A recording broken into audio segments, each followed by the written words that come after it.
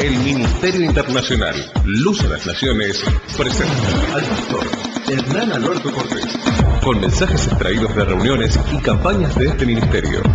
Gracia y paz os sean multiplicados en el conocimiento de Dios y de nuestro Señor Jesucristo. Si desea adquirir este material o obtener más información, comuníquese a esta emisora. Y vamos a escuchar palabra de Dios. Una palabra muy hermosa, dice la Escritura, que en un momento el Señor sana a cierto paralítico que hacía muchos años que esperaba un milagro. Esto, contrario a ser una bendición para muchos, fue una bendición para pocos y una maldición para muchos.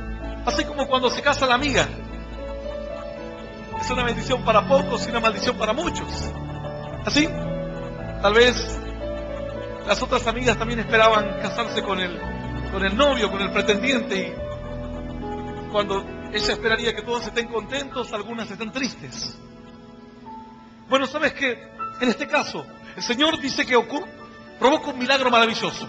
Esta persona que hacía muchos años esperaba un milagro, que estaba frente a un estanque, que de tanto en tanto dice que un ángel descendía y removía las aguas. Pero pasaba el tiempo y el milagro no ocurría para él. Él esperaba que el ángel descienda. El Señor se acerca y le pregunta, ¿quieres ser sano? Él dice, ¿cómo puedo ser sano si cuando las aguas se agitan, otro desciende antes que yo? Otro es sanado antes de que yo pueda llegar a las aguas. El Señor le dice, pero ¿quieres ser sanado? Él le puso todas las excusas, o todos los motivos. Tal vez no eran excusas, quizás había motivos reales, como en tu vida. Tal vez no hay tantas excusas, tal vez hay motivos reales, por lo cual no consigues trabajo, por lo cual tu vida está en un ocaso. Motivos concretos, no son inventos. Pero Dios puede hacer que superes esa adversidad. Este varón decía, yo realmente no puedo descender, otros me ganan. Otros tienen otras enfermedades, pero pueden moverse más rápido que yo, y yo no puedo. Y así pasaron los meses, y así pasaron los años, pero este hombre mantenía una esperanza viva, una pequeña esperanza. Muchos años se habían transcurrido.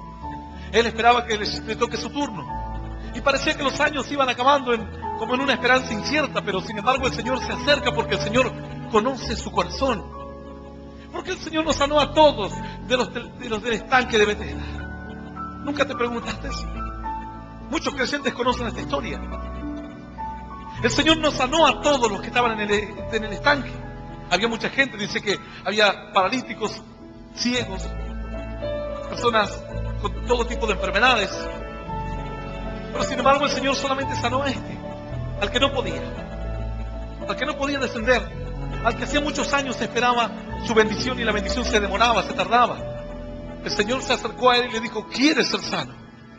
Él le puso todas las causas y los motivos reales, pero el Señor estaba diciendo, ¿pero quieres ser sano?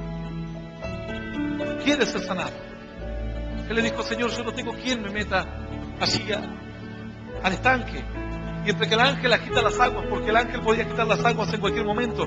¿Sabes que el estanque de Betesda es una figura de fe?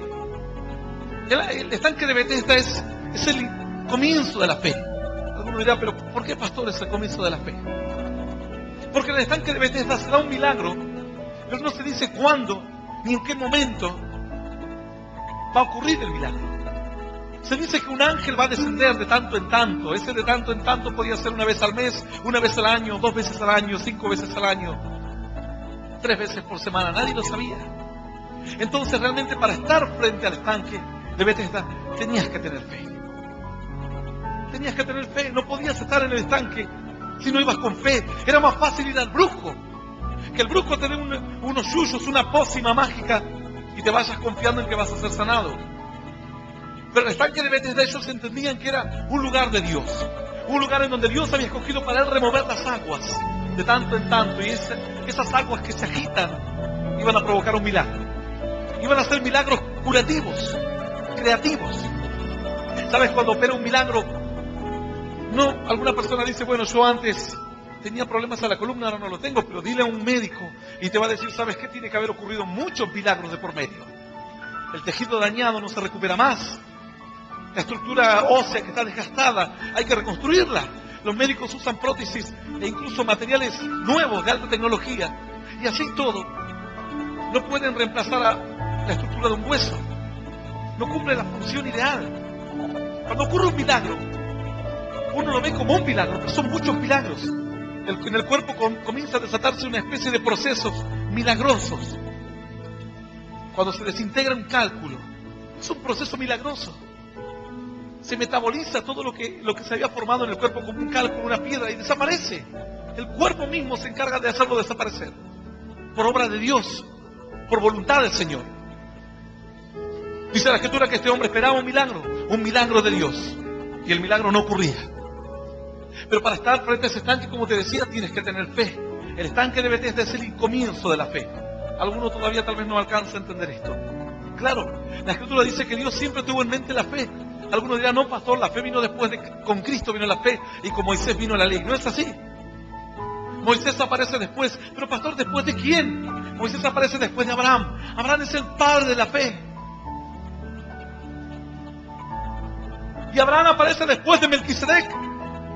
Un hombre que no tenía ni principio de vida, ni fin, ni principio de días, ni fin de vida. Un hombre que no tenía genealogía, que era sacerdote según el orden del Señor. Un hombre misterioso en la Escritura. Algún día hablaremos de Melquisedec. Pero es el inicio de la fe, el estanque de Betesda. Y antes de Melquisedec. Y antes de Melquisedec, Noé. ¿Por qué fue salvo Noé? Por creerle a Dios. El Señor le dijo, hazte un arca que va a venir ciertamente un gran diluvio. Tenía que creerle a Dios. Jamás se había visto un diluvio de estas dimensiones. Jamás se han visto catástrofes como la estamos viendo en estos últimos 10 o 15 años en nuestro planeta. Catástrofes que jamás habían ocurrido. No son nada comparadas a los días que van a venir. La Escritura dice que en los últimos días la tierra temblará como un ebrio. Y habrá terremotos en diferentes lugares del mundo. Y a causa del bramido del mar, la gente se turbará. La gente comenzará a tener miedo. Esto lo dice la Escritura. No lo dice ahora. No lo dice de hace 100 años atrás. Lo dice de hace algunos miles de años atrás. Que en los últimos días la tierra va a empezar a gemir. Y a gemir con gemidos de parto. Porque la tierra va a dar luz a algo nuevo. Algo nuevo va a comenzar. Y para que algo nuevo comience, esto como tal se lo conoce, empezará a entrar en conflicto a las fuerzas de la naturaleza. Lo asegura la Escritura. Los días que la humanidad va a ir viviendo van a ser días más inciertos. Hace poco hemos visto y hemos contemplado este tsunami que ha golpeado en diferentes partes del mundo. Anteriormente había golpeado otra parte de Asia, parte de América, ahora parte de Japón. Y han ocurrido desastres. Toda la tecnología no sirvió para nada. El internet, para nada. Los vehículos ultramodernos que tú le hablas y se encienden las luces y le dices estaciónate y se estaciona solo, no sirvió para nada. Los satélites, lo único que pudieron hacer es ser testigos de una catástrofe, nada más. Y esto apenas es un pequeño accidente en medio de los cataclismos que van a ocurrir en los postreros días. En los postreros días. Dice la Escritura que las aguas se volverán amargas. Dice la Escritura que la tierra comenzará a ser sacudida con violencia. Dice la Escritura que habrá catástrofes. Prepárate para esto. Porque dice que catástrofes que se llevarán la tercera parte de la humanidad así nomás. Millones de personas, así nomás. El sol se oscurecerá. La luna se pondrá en sangre. Estas son profecías de Dios. Pero ¿cómo es que esto del estanque es el inicio de la fe? ¿Por qué es el inicio de la fe? Porque Noé tuvo que creer que un cataclismo de esa magnitud que jamás ocurrió para los científicos, ¿cómo puede ocurrir algo así? Si algo así no existe. No puede haber tanta agua, dicen ellos, para cubrir la tierra hasta los montes más altos. Ellos aseguran que no puede haber tanta agua. Sin embargo, dice la Escritura que se abrieron las compuertas del abismo que dieron sus aguas. Algunos dirán, ¿dónde, pastor? ¿Dónde hay más agua? Abajo hay agua. Hoy leí un artículo que se ha encontrado agua a muchísimos metros de profundidad en la tierra. Y creen que es agua que está de los tiempos prehistóricos. Dicen que la cantidad de neón que está presente en el agua hace dar cuenta que esa agua estuvo encerrada allí por muchos años, por millones de años. No son napas, no son aguas subterráneas o ríos subterráneos. Son aguas atrapadas en las profundidades de la tierra. La Escritura dice que las compuertas de los abismos se abrieron y el agua empezó a brotar. Cataclismos tremendos, pero Noé tuvo fe. Noé creyó a Dios. Y antes de Noé fue Abel. Que Abel creyó que Dios era un Dios poderoso y le llevaba lo mejor. No le daba una ofrenda de una moneda. A ver, pastor, ahí la ofrenda, tome una moneda, ahí tiene una moneda. Dice que así hacía Caín, lo que le sobraba, lo que no le servía, eso daba para Dios. Hace unos días me llama alguien y me dice, pastor, acá hay un auto en la iglesia que cuando llegamos ya alguien lo había donado, pero es un auto que no sirve para nada, es una chatarra. Bueno, se ve que algún Caín lo dio para Dios, porque se lo sacó de encima, porque era algo que no servía, era una chatarra, no era algo que se pudiese vender por algo, o por alguna suma de dinero. Bueno, así fue Caín. Lo que daba era lo que no le servía a nadie. Pero Abel dice que daba lo mejor a un Dios que él no veía, pero decía, si yo le ofrezco esto a Dios, Dios me va a bendecir, Dios me va a proteger y Dios me va a cuidar. Y así, desde Abel. Pastor, y antes de Abel, ¿qué pasó antes de Abel? ¿Qué era la fe también antes de Abel? Claro que sí, la fe fue antes de Abel. Antes de Abel fue la decisión de Adán y Eva de poder obedecer a la voz de Dios, que le dijo, hagan todo lo que yo les diga, coman de todos los árboles, mas de este árbol no coman. Ellos tenían que creer a la voz de Dios. Como no creyeron, perdieron la fe. La fe se recuperó con Abel. Caín mató a Abel, se volvió a perder la fe. Los hombres volvieron a estar ciegos en este mundo, a oscuras, sin fe. Mas luego dice que Eva tuvo otro hijo varón llamado Set. Dice la Escritura que con Set los hombres comenzaron a invocar a Dios otra vez, en fe, a un Dios que no veía, a un Dios que no palpaba. Pastor, y antes de Adán también existió la fe. Claro que sí. Antes de Adán volvemos al estanque de Betesda. Pero ¿cómo si el estanque de Betesda es de los tiempos de los romanos? Y usted me está haciendo volver mucho más allá al inicio de la creación del mundo. Claro que sí. Antes de Adán era el estanque de Betesda. Porque así como el ángel removía las aguas de tanto en tanto, dice que en el principio el Espíritu de Dios se movía sobre las aguas y comenzó a crear y comenzó a hacer milagros. Solamente por la voz de Dios. Las aguas empezaron a crear un mundo nuevo y una tierra nueva. ¡Aleluya! El mismo Dios que hizo a través de las aguas crear todas las cosas que existen, puso un ángel que de tanto en tanto le recuerda a la gente quién era el que provocaba milagros. Y el ángel venía y removía las aguas. Y dice que el que primero se tiraba, aquel era sanado. Para estar frente al estanque de Betesda tenías que tener fe. No cualquiera podía estar 20 años, 15 años, más de 10 años, como este hombre, frente al estanque. Tantos años. Pastor, hace 20 años que voy a la iglesia y estoy pidiendo que mi hijo cambie, pastor. Vienes al estanque de Betesda, vienes en fe, pues el milagro ocurrirá para ti. El Señor premia a este varón que hacía muchos años que estaba allí y le dice, ¿quieres ahora el milagro? Pero él no pensaba que el milagro podría venir de otro lado que no fuese el estanque. Le dice, yo no tengo quien me meta al estanque. El Señor le dice, pero si quieres ser sano, ahora es el momento para ser sano. Porque ahora el Señor había descendido y el Señor se acercaba a su vida, para que Él no esté esperando ese de tanto en tanto, para que Él no esté tantos años en una fe que le iba desgastando. El Señor le dijo, pues si quieres ser sano, toma tu lecho, levántate, toma tu lecho y vete a tu casa. Este hombre dice que lo miró al Señor. La misma fe que había puesto para estar frente al estanque durante muchos años, la tuvo para escuchar la voz de Dios. Dice que tomó su lecho, se levantó, tomó su lecho, el lugar donde, que era como una especie de camilla donde ellos los ponían a los paralíticos, a la gente que no podía caminar, y se levantó. La gente empezó a gritar, todos asombrados, armó un tumulto de tal forma que este hombre ni siquiera se dio cuenta quién lo había sanado. Escuchó una voz, pero no alcanzó a conocerlo bien. Dice que entre tanto que este hombre era sanado, tomó su lecho y se iba, porque la orden del Señor fue, toma tu lecho, levántate y toma tu lecho. A ver, si una persona está sin poder caminar durante 20 años y tú te puedes poner en pie después de 20 años, tú te vas a preocupar por levantar tu lecho, tu camilla. Tú te vas a preocupar por llevar tu camilla a tu casa. ¿Pero qué te importa la camilla? Aún si tienes comida o algo que te han traído, pero lo vas a tirar todo a cambio de de la alegría y del gozo de saber que estás caminando y vas a empezar a correr y a saltar, y la alegría que provoca incluso a la gente. Pero este hombre dice que tomó el lecho, fue fiel a la voz del Señor. El Señor le dijo: toma tu lecho, como una señal de testimonio. Si no, la gente lo iba a mirar caminando, que se iba a su casa y decía: ¿este quién es? Debe ser nuevo en el barrio. Pero cuando lo vieron con un lecho de paralítico, dijeron: che, ¿de dónde robaste ese lecho? ¿A quién se lo sacaste?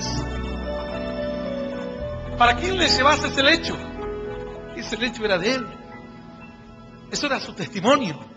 El testimonio que tú tienes que llevar para compartir a otros. Para que otro te pregunte: ¿qué es ese lecho que llevas? Y tú le dices: esto es lo que Cristo hizo por mí. Y tú le cuentas. Dice entonces que entre que él iba con su lecho, la gente le preguntaba. Y vino alguien y le dijo: pero tú llevas tu lecho en el día de reposo. No puedes, le dijeron los religiosos. No puedes llevar lecho en el día de reposo, porque no es permitido por la ley de Moisés. Así los religiosos. Así la gente que cree entender de Dios, pero de Dios no entiende nada. Pone de por medio y como excusa a la religión, nada más. Le dijeron: no puedes andar con un lecho caminando, es día de reposo.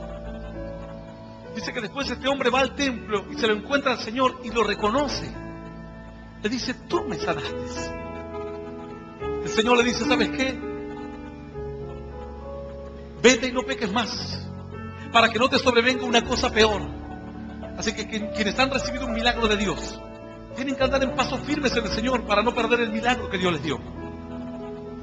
Dice la Escritura que entonces, al reconocer que Jesús había hecho un milagro, los fariseos y los religiosos de la época se acercaron al Señor y le dijeron: ¿por qué tú andas sanando en el día de reposo?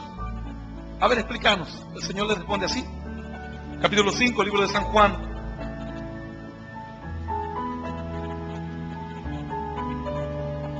Vamos a leer desde el verso 14 en adelante y leemos esta palabra en el nombre del Padre y del Hijo y del Espíritu Santo de Dios. Dice el Señor, capítulo 5, verso 14, libro de San Juan. Después le halló Jesús en el templo y le dijo: mira, has sido sanado, no peques más, para que no te venga alguna cosa peor. El hombre se fue y dio aviso a los judíos que Jesús era el que le había sanado. Y por esta causa los judíos perseguían a Jesús y procuraban matarle, porque hacía estas cosas en el día de reposo. Y Jesús le respondió: mi Padre hasta ahora trabaja, y yo trabajo. Por esto los judíos aún más procuraban matarle, porque no solo quebrantaba el día de reposo, sino que también decía que Dios era su propio Padre, haciéndose igual a Dios. Esta es palabra viva y poderosa de parte de Dios. Y a la palabra de Dios la vamos a recibir con un aplauso glorioso, glorioso y más glorioso, que suma hasta la eternidad de los cielos. Alabanza y toda oración. ¡Aleluya! El Señor les dijo: hasta ahora mi Padre trabaja y yo trabajo. Hasta ahora trabajamos todos. ¿Sabes qué? A veces hay una falsa concepción de creer que en el cielo es como que están todos ahí calladitos, mirando a ver cómo el hombre sufre, mirando a ver cómo aquella mujer que ha perdido a su hijo está envuelta en lágrimas, mirando como si fuese una película. Pero la Escritura dice que no es así en los cielos. Dice que en los cielos se trabaja de día y de noche. De día y de noche. Esto es algo bueno para ti. ¿Sabes? Cuando yo era chico, mi abuela me decía: guarda, hijito, no jueguen con esas cosas. Yo a veces agarraba un cuchillo o travesuras de niño. Decía: guarda, hijito, decía, no andes jugando con esas cosas. Decía que el diablo nunca duerme, decía. Claro, y a mí me quedó que el diablo no tenía sueño. No duerme este diablo.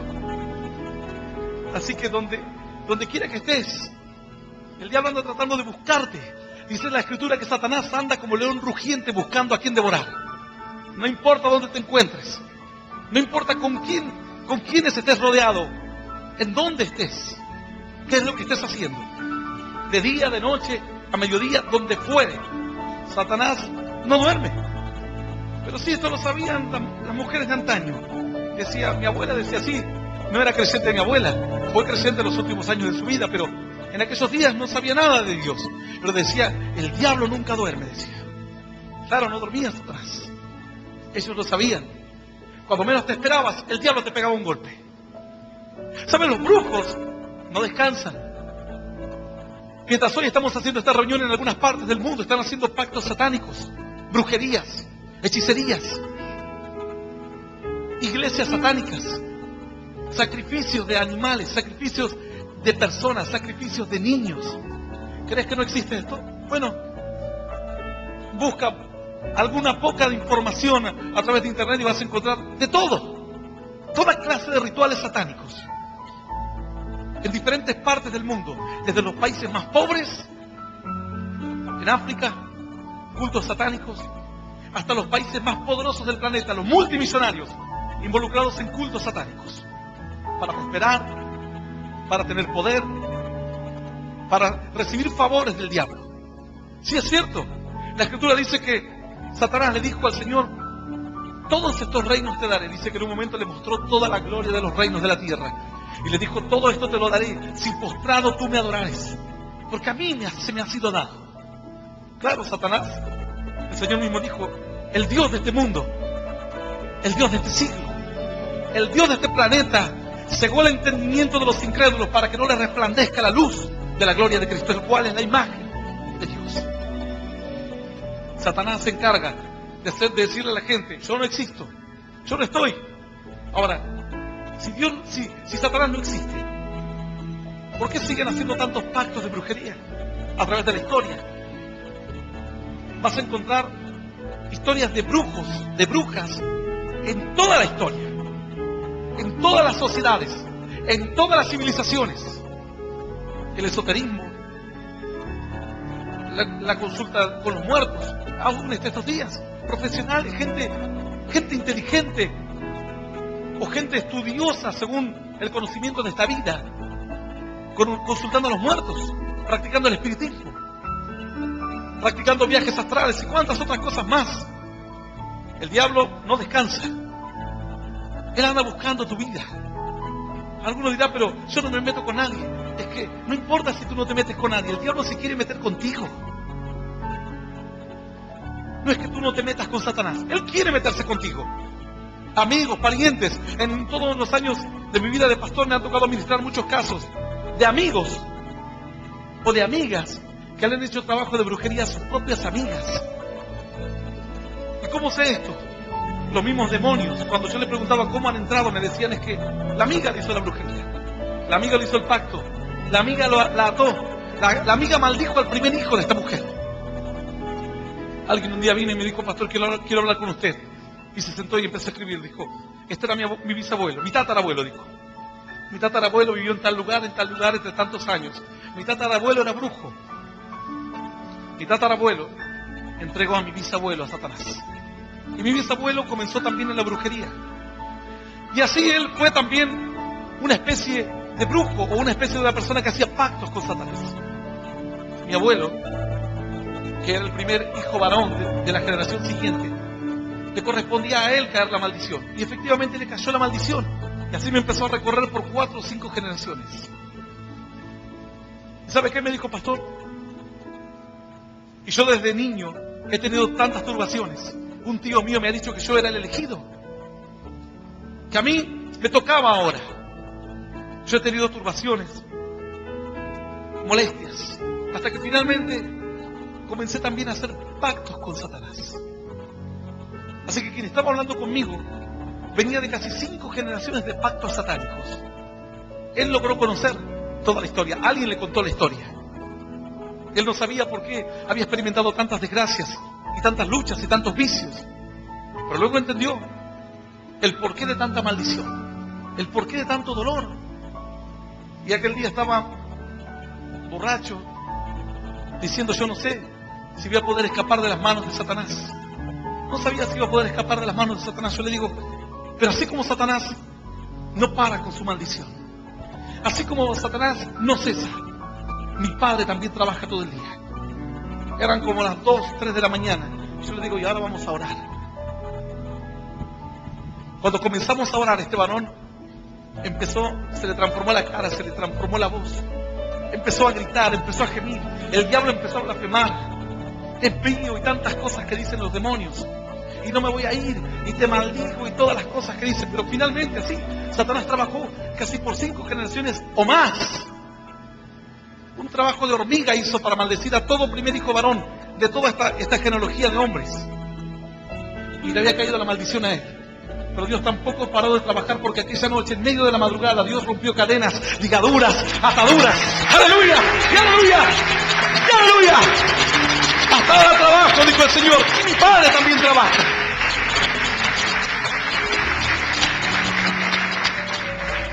La Escritura dice, no dará mi pie al resbaladero.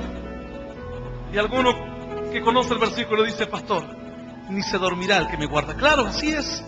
No dará tu pie al resbaladero, ni se dormirá el que te guarda. No duerme.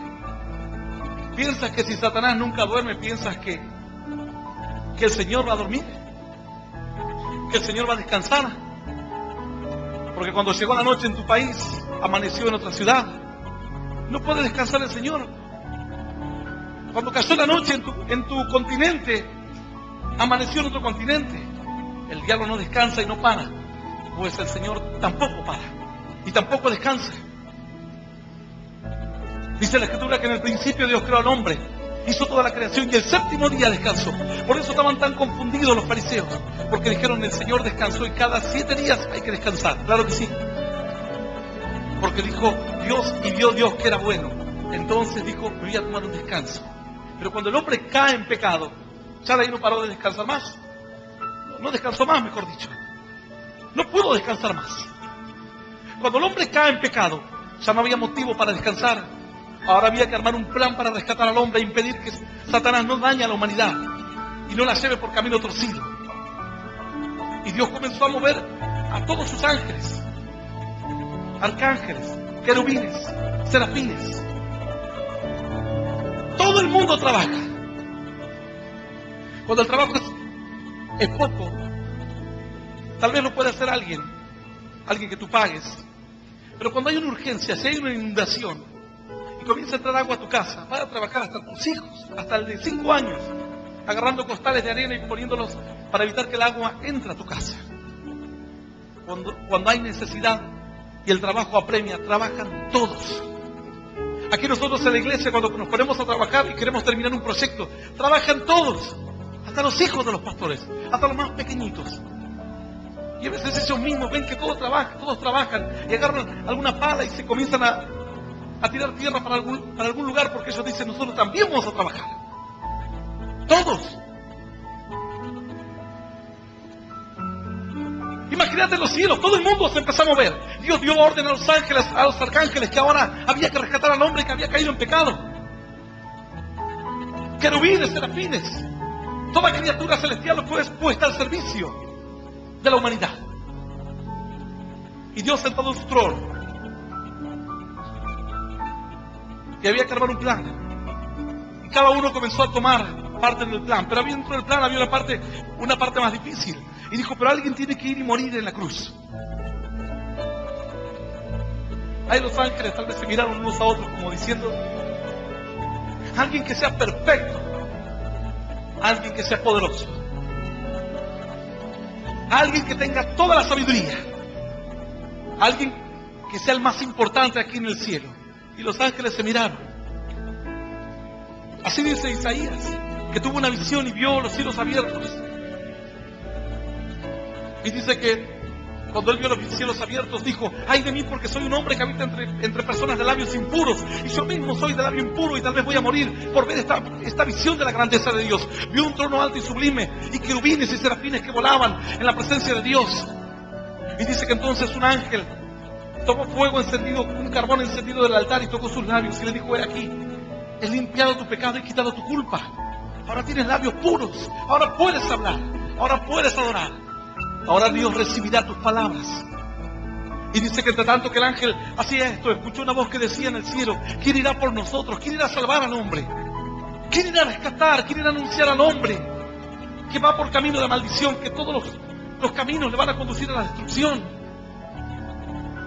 Y los ángeles dice que estaban en la presencia de Dios. Entonces él, dentro de esa misma visión, dijo, yo Señor, heme aquí, envíame a mí. Él mismo, el profeta, dijo, yo iré. Pero en los cielos, cuando se necesitó que alguien vaya, cada uno cumplió su parte.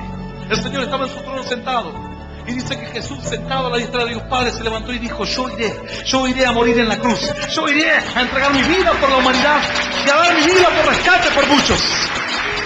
Siendo Dios hizo hombre, y siendo hombre servidor de los hombres, y obediente hasta la muerte y muerte de cruz. Aleluya. Dice la Escritura entonces que el Señor les dijo: hasta ahora yo trabajo y mi Padre trabaja. No hay motivos para descansar. Una mujer que tiene hijos pequeños, ¿descansa? No descansa. Cuando el niño es pequeño es muy travieso. Cuando el niño es pequeño llora a la mañana, llora al mediodía, llora a la madrugada, llora a las 6 de la mañana, llora a las 8 de la mañana, y ni que le agarre algún dolor de algo.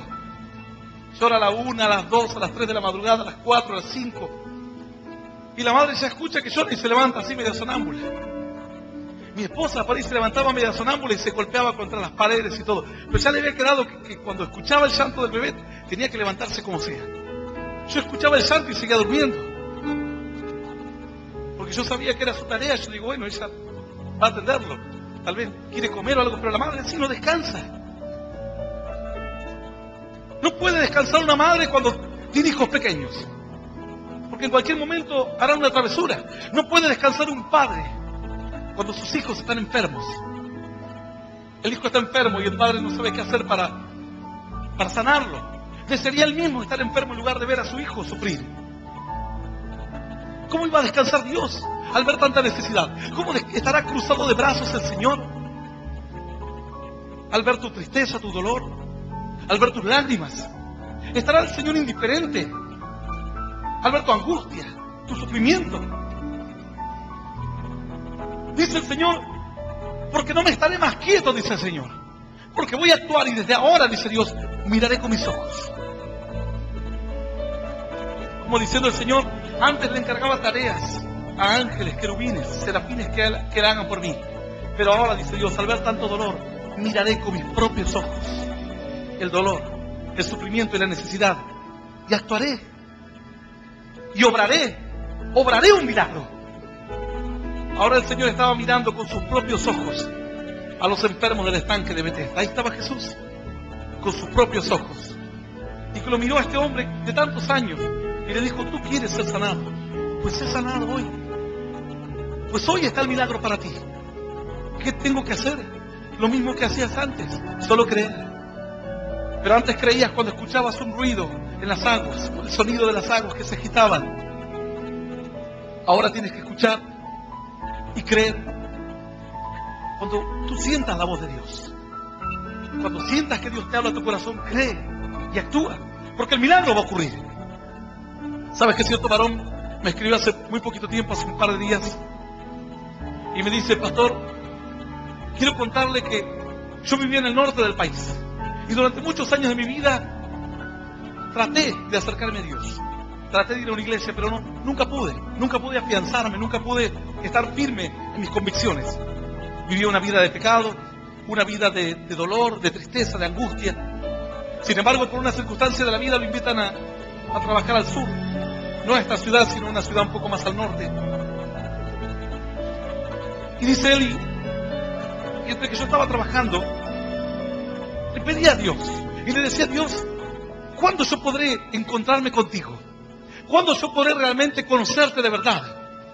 Si realmente existes, si tienes algo para mí. Un día, como tantos de los cuales él tomaba su vehículo y se iba a trabajar, tomó la camioneta y se iba a trabajar al campo, creo que trabajaba en el petróleo o algo así.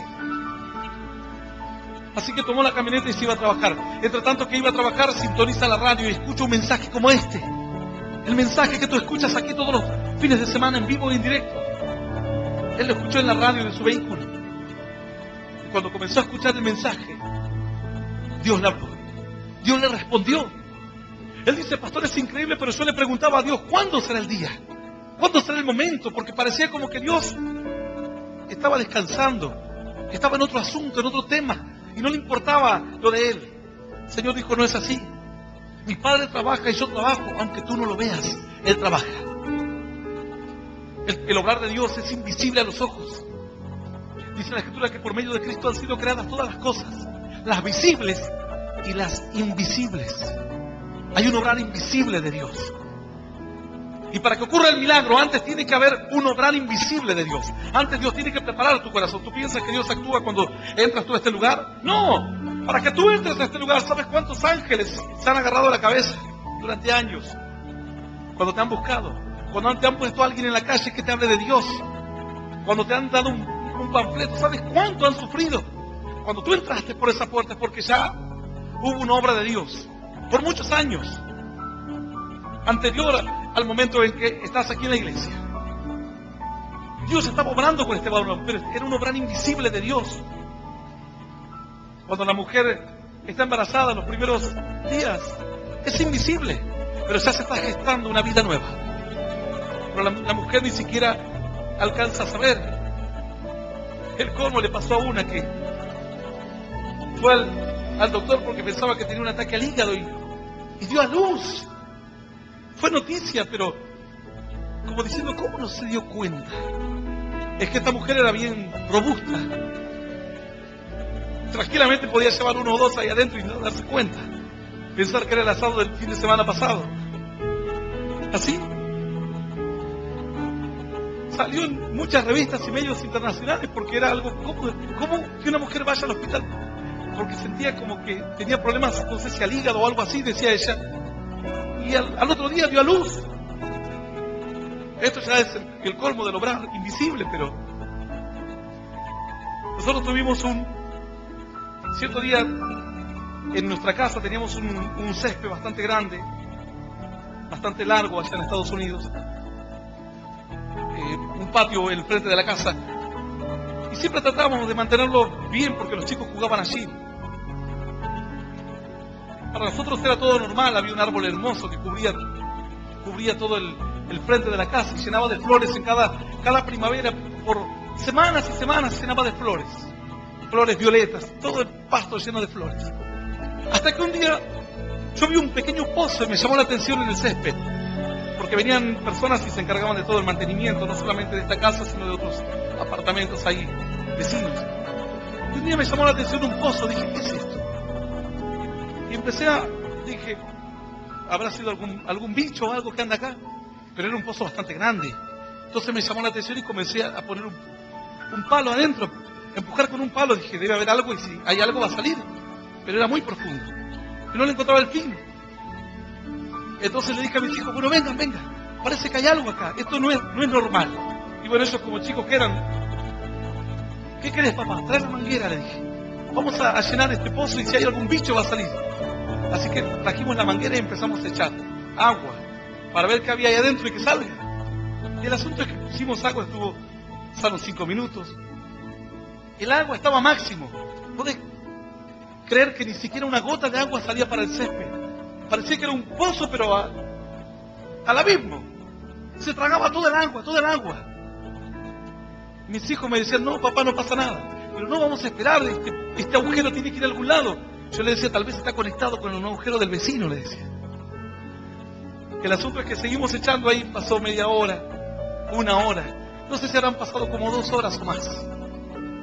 Y finalmente empezó a salir agua por como 10 metros en otro lugar. Un pequeño pozo que estaba disfrazado y escondido entre el césped. Empezó a brotar agua. Pero no salía ningún bicho. Yo dije, alguien tiene que haber hecho este pozo. A no ser que lo haya hecho y se haya ido. Pero digo, no creo, es muy grande el pozo. Así que le dejé la manguera ahí. Después se empezó a salir por otro agujero. El asunto es que el césped estaba lleno de agujeros y no nos dimos cuenta. Después de casi 2 o 3 horas que la manguera estuvo ahí adentro, empezó a brotar agua por un lado. Después pasaba media hora más y brotaba por otro lado. Y finalmente salió un topo. Salió un topo. Le digo a los chicos, mire, estaba ahogado casi, pobre.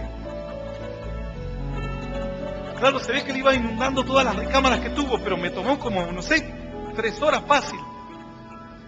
Hasta que le inundamos todas las recámaras, todos los túneles. Y el topo no encontró dónde más ir y dijo, esta vez me entrego. Y salió medio ahogado, pobrecito. Así que con mis hijos lo teníamos ahí, ellos estaban sorprendidos. Imagínate, nunca habían visto un topo así. Y lo tuvimos ahí un poco, los tratamos de agarrar, de secarlo un poco. Le digo, bueno chicos, estaban otros amigos de mis hijos, y les digo, bueno, miren, para allá hay un baldío, ¿por qué no van y lo tiran ahí al topito este? Porque va a sobrevivir, le digo, el asunto es que no siga haciendo agujeros acá. Así que lo dejaron ahí al topo en ese baldío. Pasado el tiempo, ese baldío estaba lleno de agujeros por todos lados. Se ve que el topo vivió. Pero yo no me daba cuenta, y el topo estaba trabajando día y noche ahí, día y noche. Así Satanás quiere trabajar en tu mente, día y noche, para hacerte tropiezo, para destruir tu vida, día y noche. Tú prendes la televisión y dices, voy a mirar noticias, y el diablo dice, yo voy a trabajar aquí también. Y trabaja, ¿sí? Y te tira cosas que tú no quieres, pero que de a poco comienza a bombardearte y a golpearte. Tú vas a comprar un periódico para leer y Satanás está trabajando. Tú vas a hablar con tu compañero de trabajo y tu compañero es usado por Satanás. Y así en cada aspecto de la vida, Satanás trabaja y Satanás no descansa. Pero lo bueno es que el Señor les dijo aquí a ellos, era una buena noticia. Pero dice que ellos ni escucharon lo que el Señor les dijo. Le dijo, hasta aquí mi padre trabaja y yo trabajo. Mi padre no descansa, yo tampoco voy a descansar. El día de reposo fue antes. El día de reposo fue para que el pueblo tuviese un momento de descanso, pero no en la vida espiritual. En la vida espiritual no hay reposo. En la vida espiritual tienes que trabajar en todo tiempo. Predica a todo tiempo. Predica a tiempo, dice la Escritura, y fuera de tiempo. Pastor, ¿será el tiempo que yo salga a predicar? La Biblia dice que tienes que hacerlo a tiempo y fuera de tiempo. Así que si no está a tiempo, está fuera de tiempo y estás en la voluntad de Dios igual. Y Dios te va a bendecir igual. El obrar de Dios muchas veces es invisible hasta que finalmente aparece, que es lo que Él estaba haciendo ahí abajo. Es invisible el obrar de Dios. Pero Él está obrando por ti. Él está peleando una batalla por ti. Cuando este varón escuchó la radio, ya había sido el momento culminante en que Dios sacó a luz lo que él había estado haciendo. Dice que él escuchó la radio, algo lo tocó en su corazón, empezó a sentir la presencia del Espíritu Santo como jamás lo había sentido en ninguna iglesia donde había ido. Fue de tal manera tocado por Dios que le dijo a sus compañeros, yo quiero ir a esa iglesia. ¿Cuál? Esa del pastor que está predicando por la radio. Ellos dijeron, mira, creo que esa iglesia, creemos que está por acá, por un lugar, viste, de tal barrio. Bueno, le explicaron todo. Y le dijeron, bueno, debe ser que en esa iglesia la gente cambia. ¿Por qué? Le dice él. Porque conocemos un compañero de trabajo que vos no sabés lo que era ese. Ese era terrible. Vos no sabés la clase de persona que era. Y sabés ahora cómo cambió. No lo podemos creer, le decían. Debe ser que ahí es donde cambia la gente. ¿Por qué no me lo presentan? Así que fueron a presentarse. Este que había cambiado iba a esa iglesia, a una de estas iglesias. Cuando lo presentan, se sorprende porque era su propio hermano que hacía años que no veía. ¡Aleluya! ¡Aleluya! ¡Y aleluya! ¡Grande es el obrar del Espíritu de Dios! Aunque tú no lo veas, Él trabaja esta noche por ti. ¡Qué bueno es el Señor! No se daba cuenta, pero Dios estaba preparando todas las circunstancias. Él había preparado todo. Para algunos dirán, pastor, es una casualidad. Sí, una casualidad que te encuentres a tu hermano de años de no verlo en una ciudad del sur. Una casualidad que él justo haya sido terrible y haya cambiado en la iglesia donde el Espíritu de Dios te tocó. No hay casualidades en Dios. Es el obrar de Dios. Es lo que Dios hace por ti. Dice la Escritura que los que estaban en el estanque de Betesda tenían fe, esperaban el obrar. Pero el ángel venía de tanto en tanto nomás. Luego Jesús dijo, no, desde ahora ya no será de tanto en tanto. Desde ahora yo me voy. Los discípulos se quedaron como tristes.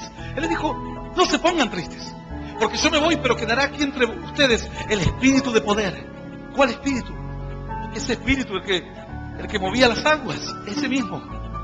Ese que hizo toda la creación del cielo y de la tierra, que creó las grandes montañas, los grandes lagos, los grandes océanos, los grandes monstruos marinos. El mismo espíritu. Es el mismo espíritu. El Espíritu Santo de poder que estará entre vosotros y en vosotros. Él os guiará hacia toda verdad. Él les enseñará todas las cosas. Él les ayudará a resistir en las tentaciones. Él les dirá lo que tuviesen o lo que tengan que hablar en el momento en que deban hacerlo. Él estará con ustedes. Los discípulos entonces se quedaron más tranquilos. Dijeron, bueno, si está ese espíritu, queremos conocer ese espíritu. Así que se fueron a cierto lugar llamado el aposento alto. Y así el Señor les dijo, quédense ahí hasta que ustedes conozcan quién es ese Espíritu Santo.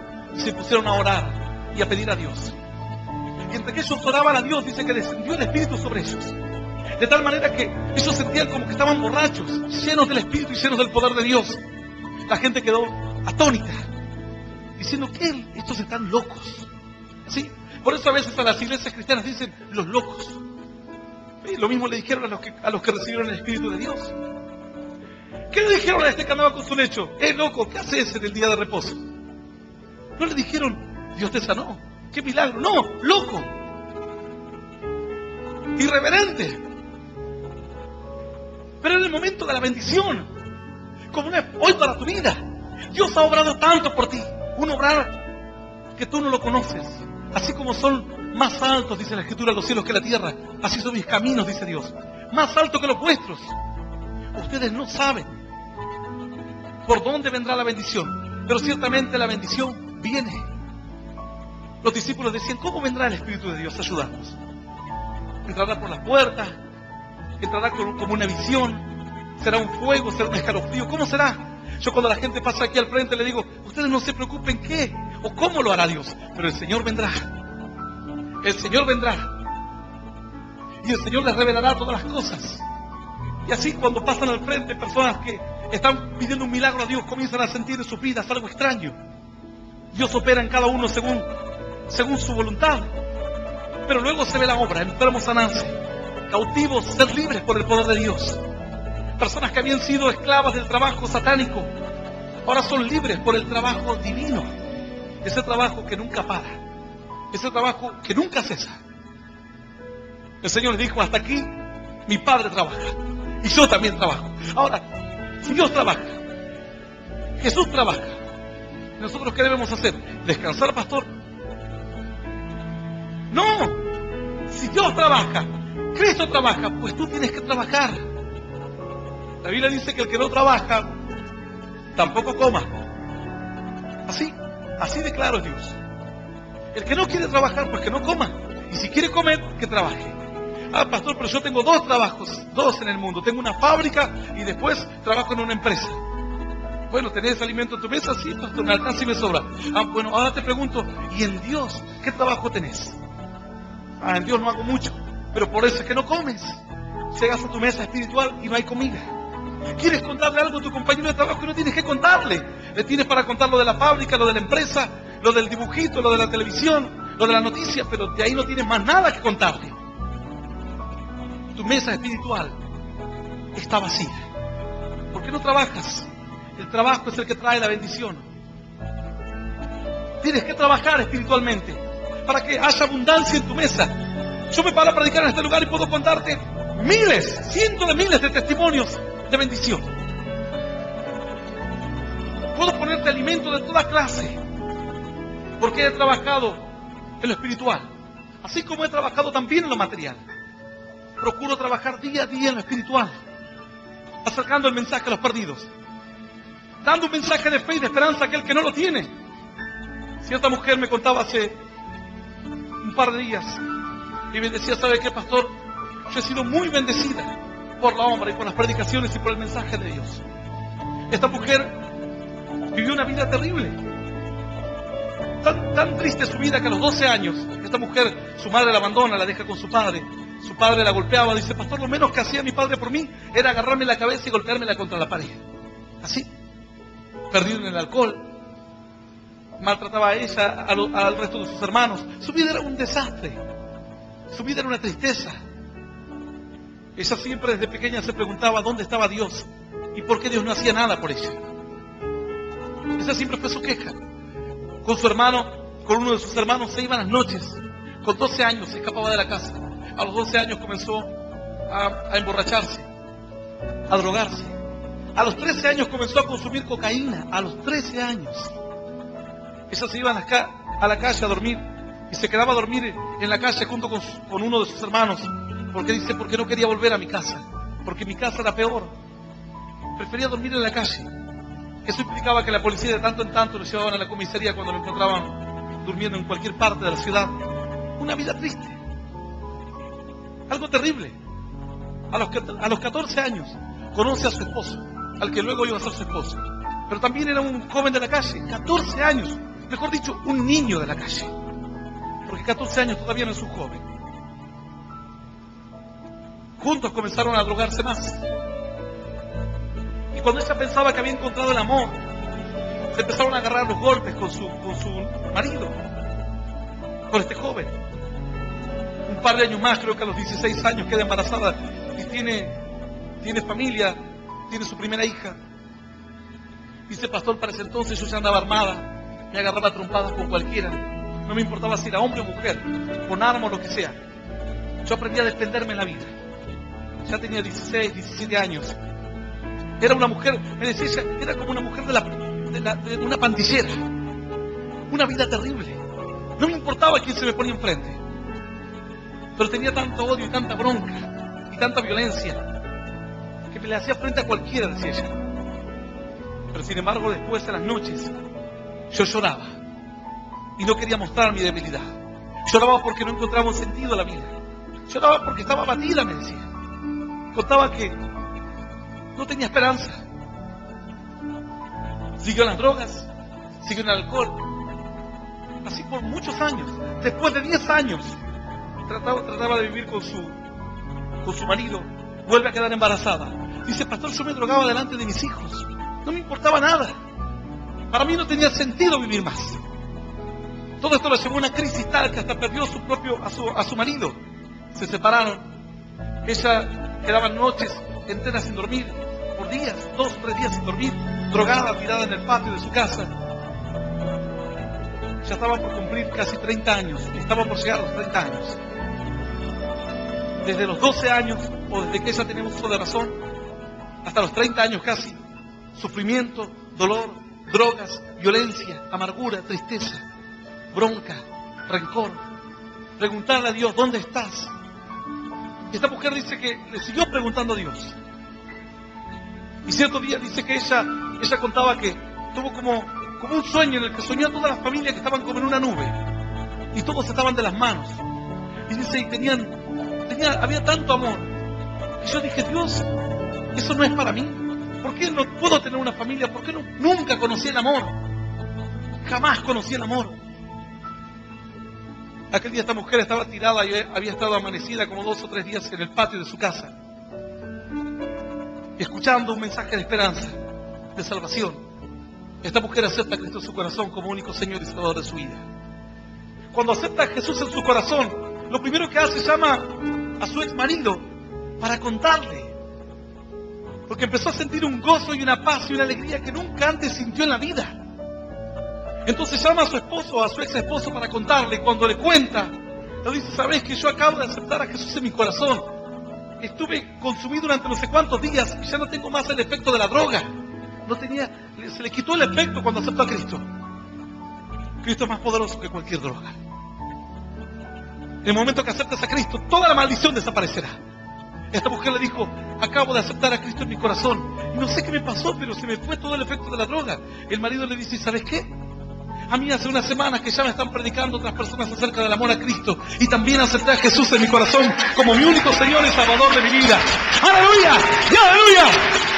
¡Santo es Dios! ¿Estaba trabajando el Señor o no estaba trabajando Dios? ¡Claro que sí! Estaba trabajando en ella. Y estaba trabajando en su ex marido. Finalmente se reconciliaron, volvieron a estar juntos con su familia. Le dice, pastor, y lo último que le quiero contar.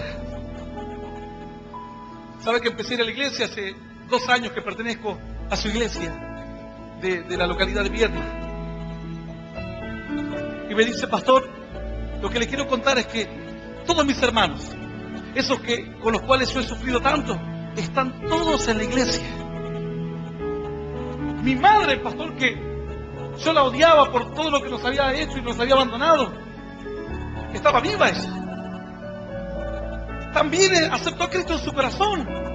Está en la iglesia. Mi padre, después del tiempo, se casó con otra mujer y tuvo hijos. ¿Y sabe qué, pastor? Mis hermanos también, por parte de mi padre, también están en la iglesia. ¡Aleluya! ¡Y aleluya! ¡Claro que sí! ¡Qué maravilloso es Dios! Yo voy a invitarte a que te pongas de pie hoy. el Señor estaba trabajando. Parecía que no hacía nada Dios. Así, parece en tu vida como que Dios no hace nada. Parece como que no se interesa por tu situación. El Señor dijo, no te equivoques. Él trabaja. Tú piensas que Él no está trabajando. Tú piensas que Él está en su trono sentado. Dice, no, Él trabaja. Está trabajando por ti. En medio de tus lágrimas. Tal vez tú esperas que alguien te lleve un consuelo. Pero Él trabaja. Él trabaja para secar tus lágrimas para siempre. No para darte algo pasajero. Un entusiasmo que te durará unos meses. Él quiere reconstruir todo lo que se ha destruido. En esta mujer está tan contenta que dice, yo quiero contarle a todo el mundo lo que Dios hizo por mí. Toda mi familia, todo mi dolor, todo mi sufrimiento de casi 30 años. De un día para el otro cambió. ¿Lo hizo el Señor de un día para el otro? No, tomó tiempo. Ella se tenía que desengañar de la vida. Se tenía que desengañar de las drogas. Se tenía que desengañar de su marido. Se tenía que desengañar del materialismo, hasta que finalmente llegó el día en que ella pudo abrir su corazón a Jesús. Cierto varón me decía, pastor, abrirle el corazón a Jesús es lo mejor que yo hice jamás en toda mi vida. De todas las cosas que hice en mi vida, lo mejor que hice fue abrir mi corazón al Señor. Tú puedes hacer lo mismo hoy. Y esta noche bien puedes. Si estás manejando en tu vehículo, busca un lugar para estacionar. Si estás trabajando en una fábrica, apaga un segundo tu máquina y vete a un lugar apartado. Si estás escuchando este mensaje en un colectivo, en un tren, donde estés, cierra tus ojos.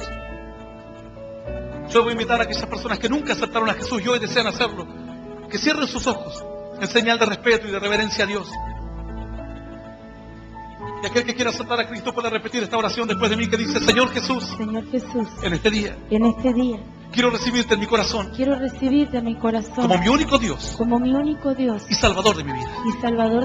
Te pido perdón, Señor, por todos mis pecados, y por mis errores. Quiero que me ayudes a conocerte, a seguirte, y a serte fiel. Señor, anota mi nombre en el libro de la vida eterna.